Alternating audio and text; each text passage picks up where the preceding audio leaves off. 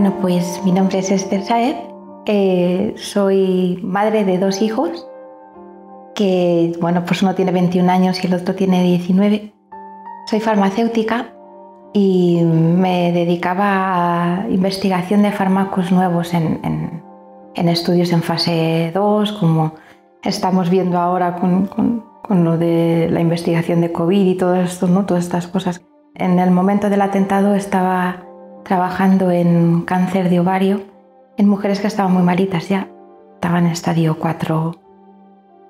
Estábamos probando una cosa que funcionaba bastante bien y estaba muy ilusionada, y después también trabajaba en un proyecto de angina de pecho inestable. En esa época estaba muy ilusionada porque había conseguido que me cambiaran a un puesto que me gustaba más, un puesto que era bastante, pues, no sé, muy importante para nosotros en el mundo de la investigación.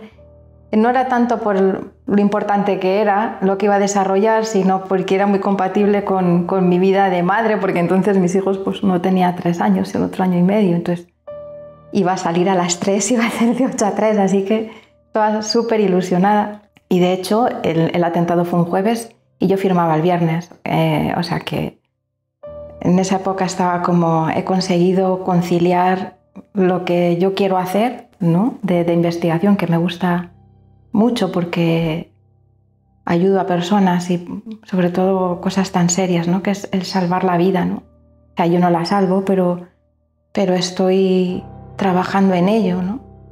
Y la otra parte, que era poder atender a mis hijos y estar con ellos y disfrutar de ellos, ¿no? O sea, vida normal, aspiraciones normales y con mucho futuro por delante, la verdad. Mi día a día era como el de cualquier otra persona normal, ¿no? Yo madrugaba un montonazo para coger el tren. Yo vivo en Alcalá de Henares y cogía el tren sobre las 7:05 de la mañana, una cosa así, ¿no? Y nada, siempre tenía la misma rutina. Me sentaba en el mismo vagón siempre, y además al principio del vagón, porque en Madrid es un caos cuando llegas a la estación. Yo iba a Recoletos, entonces hay una gran diferencia de sentarte en un sitio o en otro en el vagón. Si calculas al final para que justo coincida con la puerta y sales de los primeros, porque si no, de verdad que son como 20 minutos de diferencia, ¿no? El día 11 de marzo de 2004 cogí el tren como siempre y en la estación del Pozo, justo cuando iba a reanudar otra vez la marcha del tren, sonó una explosión muy fuerte, y la explosión fue en el mismo vagón que donde estaba yo, ¿no? No perdí la conciencia en ningún momento, y a veces pienso que ojalá hubiese sido así, porque la verdad es que es muy duro ver lo que vi. Había restos humanos alrededor de mí y a mi lado había un chico que estaba muerto, era muy joven, tendría, yo qué sé, unos 18 años, es que es un niño. Yo veo ahora a mi hijo de 19 años y digo, es que estaba en la flor de su vida, ¿no? Era impresionante, y como el tren en el que yo iba era el de 2 pisos, me cayó todo encima, con lo cual pues tampoco me podía mover nada, ¿no? Entonces me bloqueaban los escombros a un lado y a otro, y no, estaba todo el rato mirando a ver a ese chico.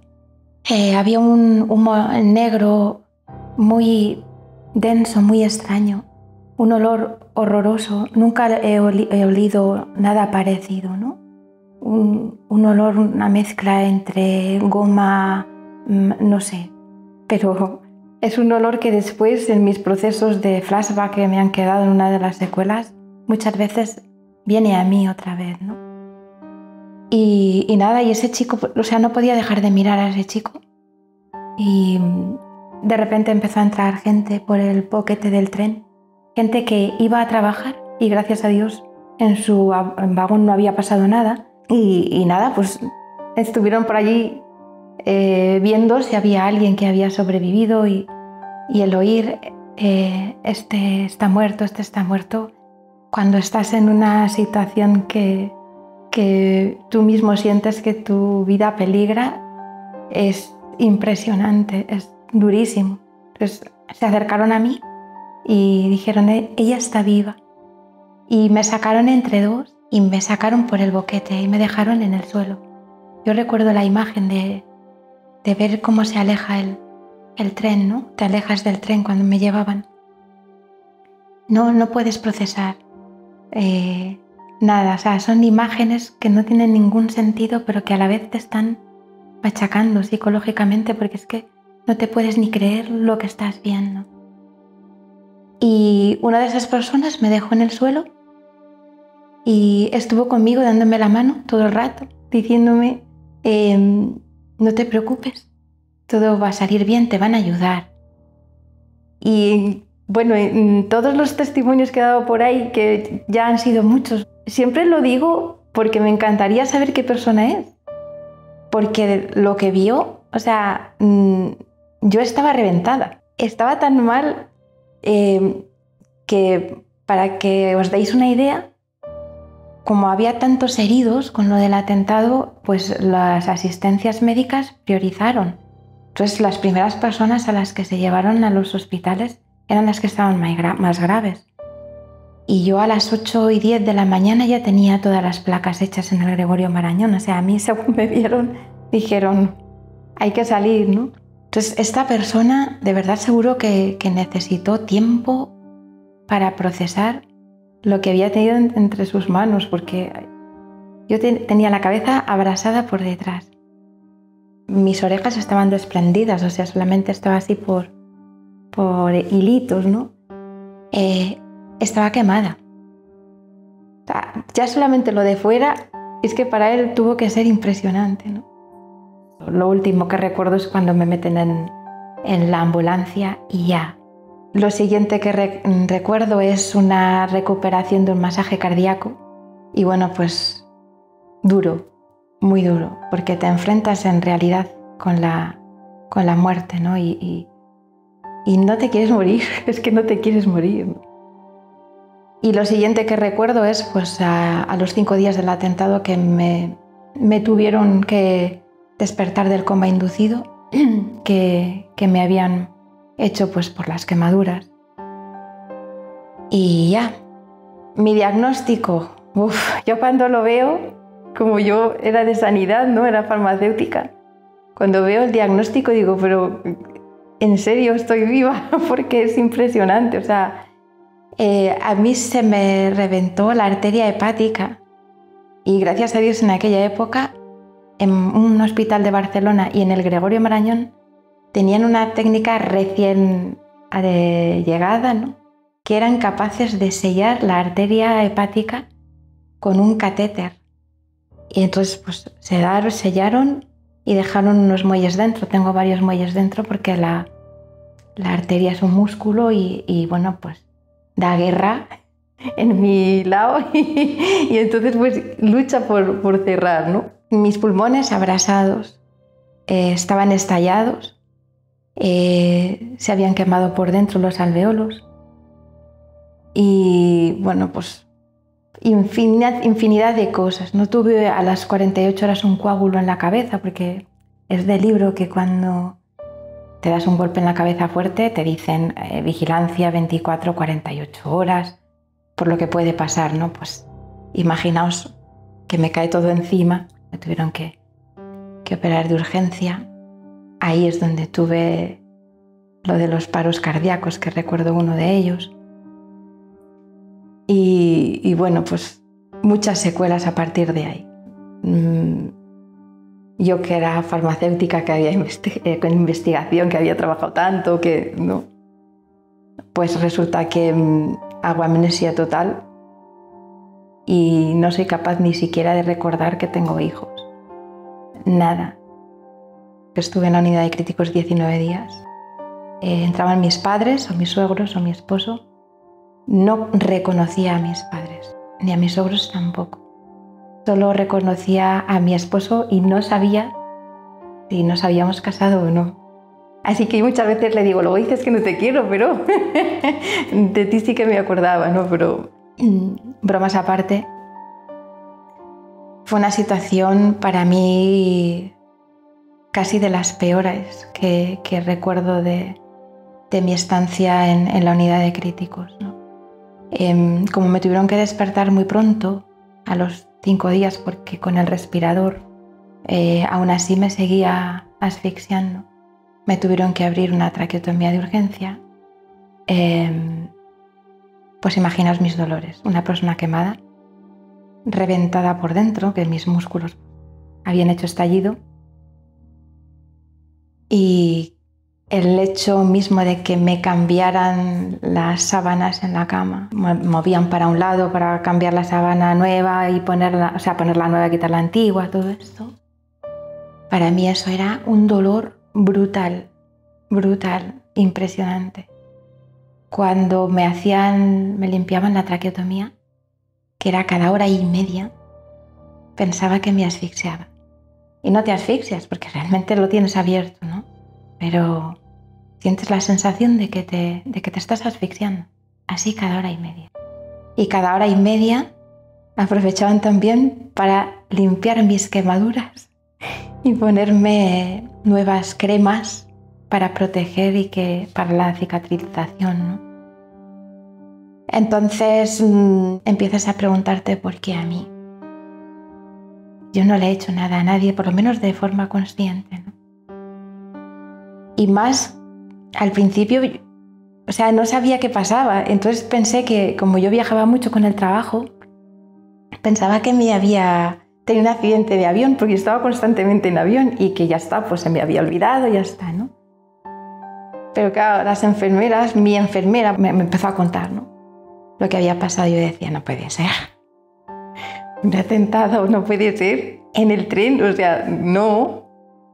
Y claro, yo ese no puede ser, yo creo que era mi mecanismo de defensa, ¿no?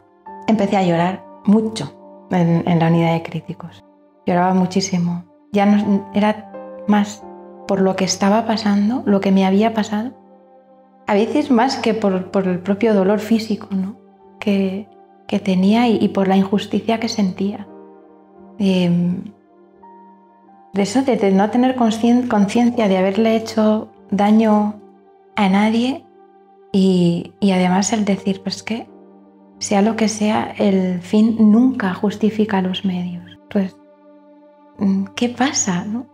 Me vieron tan mal que hicieron una cosa extrañísima en la unidad de críticos. En críticos normalmente dejan pasar a la familia 10 minutos, 15 minutos, algo así y ya está, ¿no? Y además una persona solo. Y en mi caso fue distinto. Los médicos le dijeron a mi esposo que sí, que fuera por la mañana y por la tarde, pues después de que me lavaran y eso, pues como a las 10:30 de la mañana le dejaban entrar hasta la 1:30, y luego a la tarde, pues como desde las 5:30 hasta las 9, porque debería de estar durmiendo todavía y no podía ser. Entonces no había perdido la conciencia en el atentado y lo que había visto era muy fuerte, entonces era como que ellos pensaban que eso me ayudaría.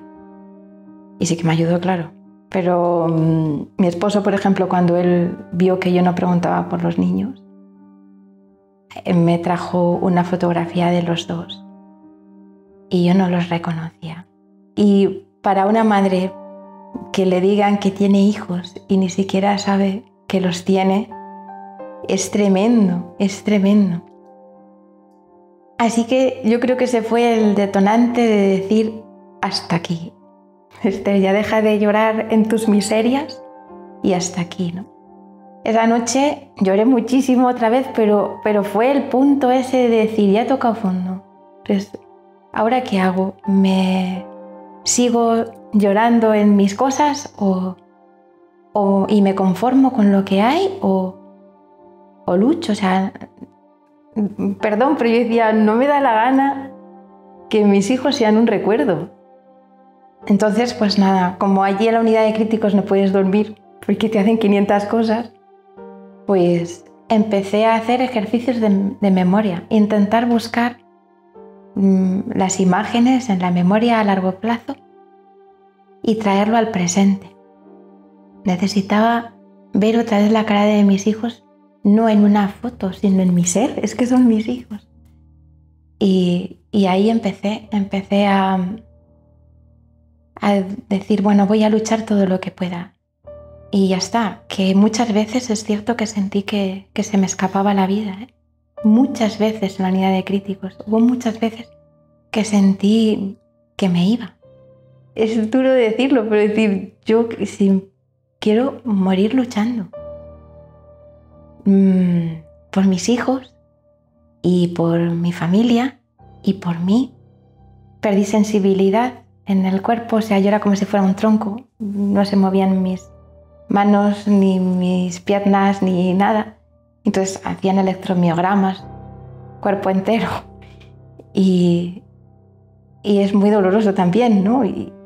Pero yo decía, jolín, ¿y si por esta prueba averiguan por dónde pueden tirar para que yo pueda salir? O sea, no quería salir como una rosa, o sea, quería salir. En ese momento en la unidad de críticos hice un viaje interior muy profundo, ¿no? Y de averiguar realmente quién es Esther, cómo soy y qué quiero realmente de la vida. A partir de ahí, cuando vi que parecía que Esther salía adelante, dije, bueno, pues si salgo adelante, tiene que ser para algo.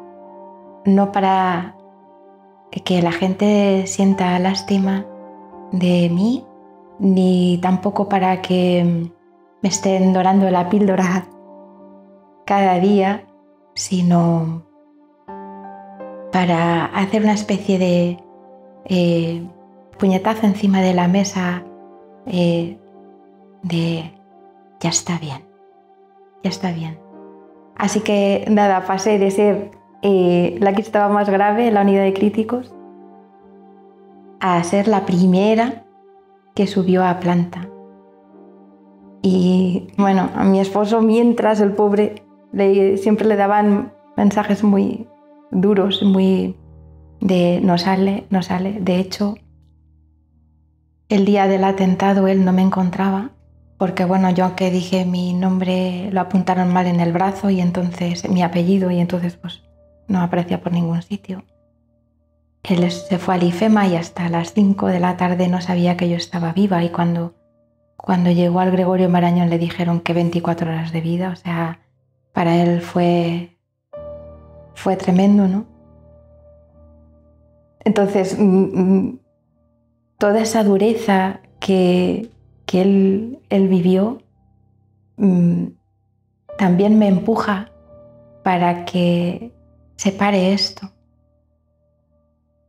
Porque ya no es tanto lo que uno tiene físicamente, ¿no? Sino el dolor que tú has sufrido, que no quieres que lo tenga nadie más.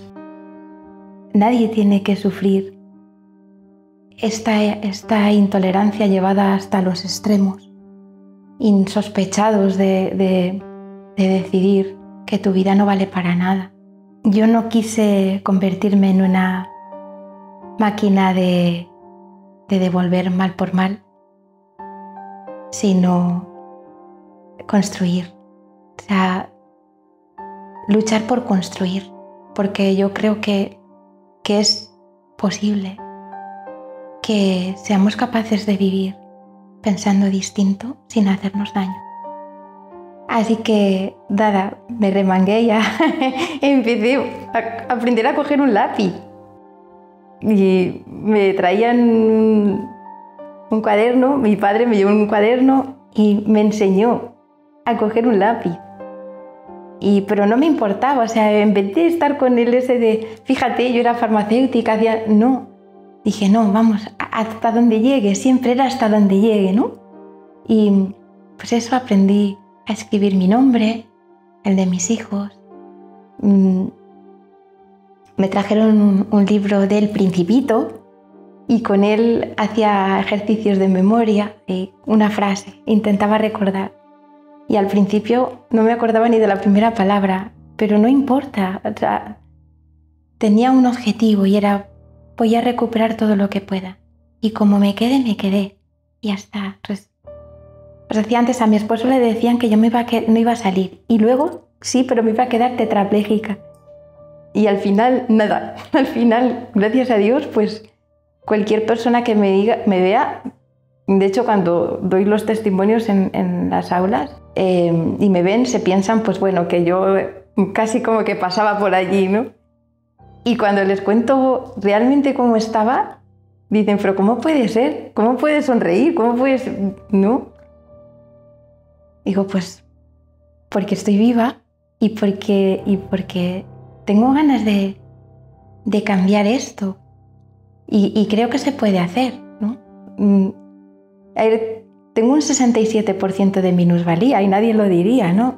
Tengo 13 cirugías a mi espalda, la última hace año y medio. En el juicio, cuando catalogaron a las víctimas, pues yo estoy en el grupo 12 y en teoría soy la segunda más grave. Pero eso a mí no me ha servido como para tener lástima de mí misma, sino para intentar cambiar esta sociedad y cambiar la manera de concebir las relaciones entre las personas y sobre todo el respeto. A mí no me gusta la sociedad como está hoy en día, independientemente de creencias, de religiosas, no religiosas, me da igual, a mí eso me da igual. No me gusta las intolerancias que hay, no me gusta que estamos empezando a hacer unos grupos en los que estás conmigo contra mí, que se están reflejando mucho en chavales adolescentes y jóvenes, ¿no? Me duele enormemente que aquello por lo que yo estoy luchando se vaya difuminando cada vez más, ya no solo relacionado con el terrorismo, sino la sociedad normal en la que viven los chavales cada día y en sus casas también, en su relación con sus padres o con su familia, o entre hermanos, es decir, hay una intolerancia tal que no nos estamos dando cuenta de que cualquiera de nosotros puede convertirse en un terrorista. Yo a los chicos se lo digo y se quedan alucinados. El otro día estuve en una charla y decía, vamos a parar todos. Y ahora vamos a pensar cuántas veces no estáis aceptando a una persona que está a vuestro lado porque piensa distinto, o porque va vestido distinto, o porque no es de tu grupo, no es de tu grupo social, o porque tiene otra religión distinta a la tuya, o porque él es popú y tú no, o al revés. Vamos a parar, les hice parar. Y alguno de ellos agachó la cabeza. Y al final, eso es la base de lo que estamos viendo ahora. Chicos que se están alimentando del odio entre ellos y no saben muy bien por qué, pero hay que seguir esa corriente. Porque los cabecillas del grupo en el que están les están diciendo que cómo tienen que vivir, ¿no? Ese mecanismo, al final, es el que me puso una bomba el 11 de marzo. Ese mecanismo es el que pone bombas en la sociedad. Ese es el mecanismo el que genera una guerra. La intolerancia y el coger a las personas más vulnerables de la sociedad, sobre todo chavales, y hacerles que piensen de una manera muy concreta. Convierten a los chavales en arma arrojadiza. Entonces, no. Ha llegado el momento de decir a los chavales, no. Está bien, tu adolescencia la tienes que vivir, Yo también recuerdo mi adolescencia y se hace mucho el tonto, pero es necesario, y esa adolescencia se necesita para después ser un adulto completo, ¿no? Y hay que hacerlo. Pero no dejes que piensen por ti. Y agárrate a algo que tú sabes que es auténtico y algo que no te va a fallar. Porque a veces se agarran a cosas que son cortinas de humo, que pasado mañana ya les aparta, les deja a un lado. Y entonces esos chicos se vuelven todavía más violentos. Pensad, hay que pensar y construirse por dentro y tener metas concretas y metas que sean muy dignas, de respeto a los demás. Pero sus ideas pueden ser súper buenas. Bien llevadas, seguro que muchas de ellas son impresionantes para ellos, ¿no? Y pueden construir cosas muy buenas y no se están dando cuenta, pero ellos son nuestro futuro.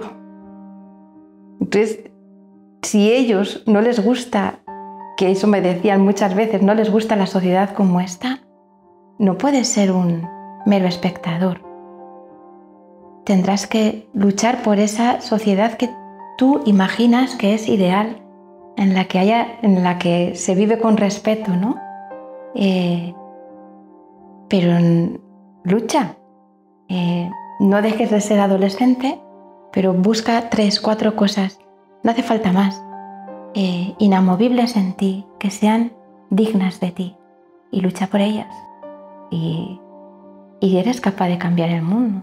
Hubo un chaval el otro día que me decía, es que claro, ¿y yo qué voy a hacer si soy uno en el mundo, ¿no? Y yo decía, error, tu idea es válida y muy importante para todo el mundo. O sea, aunque te sientas como una gotita de agua en medio del océano, ¿no? Eres importante. Tú no sabes lo que puedes llegar a hacer en esta sociedad. Lucha por ello. Yo estoy ante ellos hoy, ante todos, no para dar una lección de vida, porque yo no quiero ser una lección de vida. Yo lo único que quiero es decirles que se puede cambiar y que podemos vivir juntos pensando muy distintos. No importa. Con respeto se puede todo, y las cosas que a lo mejor uno piensa que están muy lejos de lo que está planteando el anterior, ¿no? El que tienes enfrente, ¿no? Pues a lo mejor es lo que yo necesitaba escuchar para reafirmar ciertas cosas. Entonces, ánimo y adelante. Vamos a construirlo entre todos, con respeto y con un abrazo y con que parece que es todo como muy idílico y que todo ahí, esta mujer está en los mundos de Yuffie, ¿no? Estoy en un mundo real. Un mundo en el que cada mañana me levanto con un montón de dolores y me tengo que tomar un montón de pastillas para hacer cualquier cosa. Un mundo en el que cada día me lucho contra los flashbacks que parece que acaba de pasar el atentado. Casi todos los días, ¿no? Y con mis limitaciones y con muchísimas cosas, cada día. Pero eso no me quita la sonrisa, porque con una sonrisa se puede cambiar. Y estoy aquí hablando con vosotros porque quiero cambiar el mundo, y se puede cambiar entre todos.